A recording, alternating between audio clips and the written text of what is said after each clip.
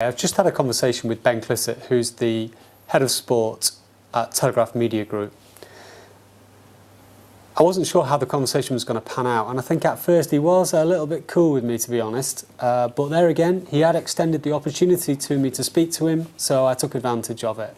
I also thought he seemed a little bit nonchalant about the coverage for the Four Nations, and the coverage of the Four Nations was shocking. Especially in the first few weeks. It got better, but he acknowledged, they'd had complaints about it, and so I challenged him and said, well, is it the only way that we get decent coverage for rugby league is if we all complain? Why can't we expect decent coverage without having to complain? I also asked him, because until a couple of weeks ago, rugby league wasn't even on telegraph.co.uk, and I'm sure if I was like head of sports at Telegraph, I'd be looking at I'd be looking at the website used to give me a good clue as to which sports are most popular. He said they rely on surveys, and perhaps unsurprisingly, football, rugby union and cricket came out top. He also said golf. So they're the four sports that are most popular with their readers, according to Ben, based on surveys. And I said, well, where does rugby league feature? How popular is that? And he said he didn't know, he didn't have the figures in front of him. But he did acknowledge that it was not insignificant. Ben was saying, well, we'll try and get it right next season. No doubt it could have been better last season.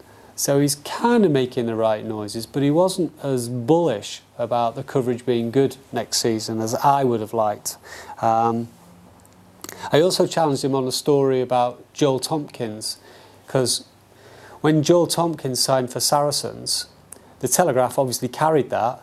There was no mention at all that Sam Tompkins had been secured to rugby league for 3 years. I only read that in the Times.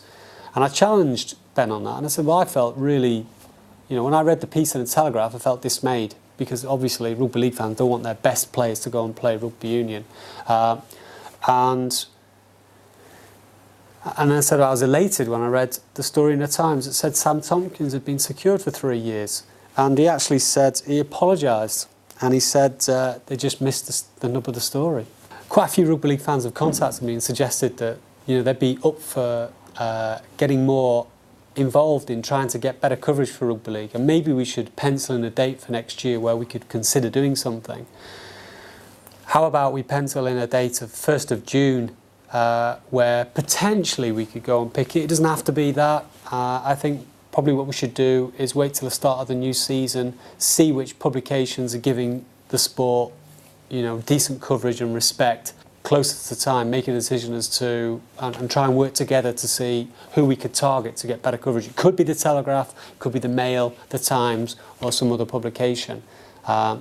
So pencil that date in if you're interested in doing something quite active.